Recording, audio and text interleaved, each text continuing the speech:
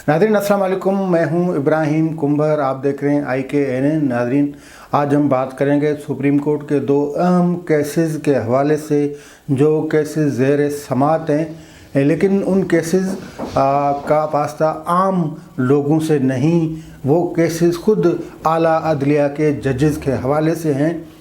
और उन जजेस पे क्या बीत रही है, उन जजेस का क्या मौक़िफ़ है, उस पर हम बात करने से पहले इस्लामाबाद हाई कोर्ट के चीफ़ जस्टिस की ऑब्ज़र्वेशन आपको बता दें कि chief justice Islamabad high court justice अतर मिनल्लाह ने अब से कुछ देर पहले अपनी ऑब्ज़र्वेशन में कहा है कि बिल्कुल दुरुस्त लगता है कि ये यहाँ पे एक नहीं दो पाकिस्तान है।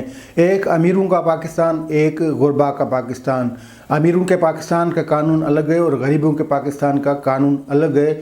इस्लामाबाद हुकूमत के हवाले से, इंतज़ामिया के हवाले से भी उन्होंने सख्त किस्म की ऑब्ज़र्वेशंस दी हैं। अब हम आते हैं सुप्रीम कोर्ट में दो अहम केसेस उन पे, लेकिन उससे पहले आपको बता दें कि ये किस मुल्क में होता है कि एक आला अदलिया के जज की बेगम साहिबा जो इंसाफ के मुतलाशी हों और एक सरकारी इदारे से वो इल्तिजाएँ करते फिर इंसाफ के सबसे बड़े दरवाज़े पे दस्तक देती रही हों। ये किस मुल्क में होता है कि ख़ुद आला अदलिया के जजेस जो जज हैं वो अपने साथी को इंसाफ देने के हवाले से क्लियर ना हो। ये कहाँ पे होता है कि अदलिया अपने हाथों से अपना गला जो वो दबा दे और अपने जो इख्तियारात हैं वो किसी सरकारी इदारे को दे दें। और फिर ये कहाँ होता है कि हुकूमती जो अथॉरिटीज़ हैं वो किसी जज के हवाले से गैर कानूनी इक़दामात उठाएं, किसी इदारे को ये अहकामात दें कि उनके टैक्स के गोशवारे दें हमें, कभी किसी इदारे को ये कह दें कि फ़लाँ जज का जो रिकॉर्ड है वो हमें दें।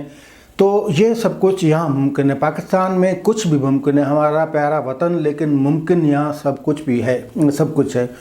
तो आप समझ गए होंगे मैं जस्टिस कादी फ़ाइज़ ईसा के हवाले से बात कर रहा हूँ।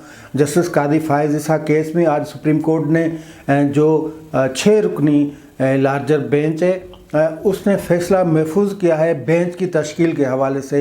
ये जस्टिस उमर अता बंदयाल की सरबराही में 6 रुकनी बेंच तश्कील दी गई थी, जिस पे एतराज़ात किए थे जस्टिस कादी फ़ाइज़ ईसा, जो कि रेफरेंस के हवाले से जो असल दरख्वास्त गुजार हैं, और फिर उसकी मिसेस सरीना ईसा उन्होंने भी सुप्रीम कोर्ट में वो पेश हुई 2 मरतबा। और उस हवाले से सुप्रीम कोर्ट की जो ऑब्ज़र्वेशन है वो भी उनको बड़ी तंबीह भी की।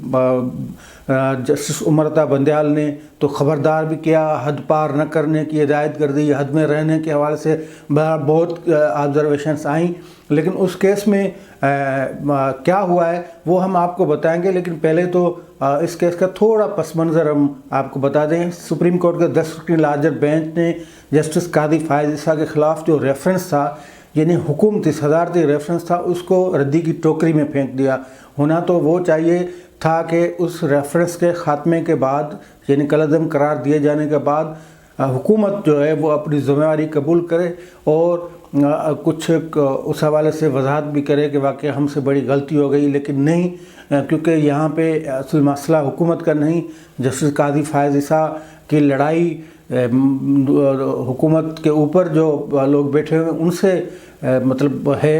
तो रेफरेंस तो खैर कलअदम हो गया, लेकिन उनमें से 7 रुकनी जो सात जजेस थे जिनकी सरबराही जस्टिस उमर अता बंदयाल कर रहे थे, उन्होंने ये मामला जो था, यानी जस्टिस कादी फ़ाइज़ ईसा की ख़ानदान की बाहर मिल्कियतों के हवाले से, वो FBI के सुपर्द कर दिया। और FBI ने जो रवैया रखा जस्टिस कादी फ़ाइज़ ईसा के ख़ानदान के हवाले से, उस के हवाले से जो जस्टिस कादी फ़ाइज़ ईसा साहब की बेगम साहिबा हैं उन्होंने आगाह भी किया। उन्होंने बताया कि उनसे क्या क्या होता रहा FBI में, किस तरह उन्हें इंतज़ार करवाया गया, किस तरह फिर रिपोर्ट नहीं दी गई, किस तरह उनसे जो उनका केस नहीं सुना गया, यानी मौक़िफ़ नहीं लिया गया जस्टिस कादी फ़ाइज़ ईसा के ख़ानदान का। लेकिन FBI ने वो रिपोर्ट दे दी हुई है जुडिशल काउंसिल में। तो जुडिशल काउंसिल ने अब फैसला करना है कि ये जो रिपोर्ट है تو پھر بات وہیں پہ آ گئی ہے. ایک تو پہلے ریفرنس بجا حکومت نے، جو سپریم کورٹ کی جو 7 رکنی بینچ تھی انہوں نے حکومت کو پھر اختیار دے دیا کہ اب آپ اس طرح کریں کہ ریفرنس کو تھوڑا مضبوط کر کے لائیں تاکہ ہم اس سے فیصلہ کر سکیں. وہ معاملہ اب ہونا ہے. اس کے بیچ میں آگے اس فیصلے کے خلاف نظر ثانی درخواست، جس کا اہم نقطہ یہ تھا کہ آپ نے اگر ریفرنس جو کہ بنیاد تھا وہ اسی کو کالعدم قرار دے دیا ہے تو آپ معاملہ پھر حکومتی ادارے کو کیسے بھیج سکتے ہیں. یہ اس کا مرکزی نقطہ تھا جس پہ بینچ بنایا گیا 7 رکنی. پہلے 7 رکنی بینچ بنا، لیکن پھر جسٹس فیصل عرب جو ہیں وہ ریٹائر ہو گئے تو پھر 6 رکنی بینچ بن گیا. عمومی طور پہ اور روایات یہی ہیں، کوئی بھی ایسا کیس نہیں کہ 3 رکنی بینچ کا فیصلہ 2 رکنی بینچ سنے یا 4 رکنی لارجر بینچ کا فیصلہ 3 رکنی بینچ سنے. یہی ہوتا رہا ہے کہ جو فیصلہ اصل فیصلہ جو بینچ دیتا ہے وہی بینچ نظر ثانی سنتا ہے، نظر ثانی درخواستوں کی اپیل کرتا ہے، اپیل سنتا ہے. لیکن جسٹس قاضی فائز صاحب کا کیس تھا، اس لیے اس بینچ کو جو 10 رکنی بینچ نے جو فیصلہ دیا، جس میں 7 رکنی بینچ نے اپنا الگ فیصلہ دیا اکثریتی رائے کے بنیاد پہ، جبکہ 3 رکنی بینچ نے اختلافی نوٹ لیا 3 ججوں معزز ججوں نے، تو ان کو علیحدہ کر دیا گیا 3 ججوں کو. 7 رکنی بینچ بنا، پھر جسٹس فیصل عرب ریٹائرڈ ہو گئے تو 6 رکنی بینچ بن گیا. اب 7 ججوں کا فیصلہ اس پہ نظر ثانی کریں گے 6 جج. تو یہ ویسے سپریم کورٹ رولز تو اجازت نہیں دیتے، لیکن یہ بینچ کی جو تشکیل جس طرح دی گئی ہے وہ عقل بھی اس کو نہیں مانتی کہ آپ 7 ججوں کا فیصلہ 6 جج جو ہے وہ کس طرح اس کو فرض کریں کہ اس کو کالعدم ہی.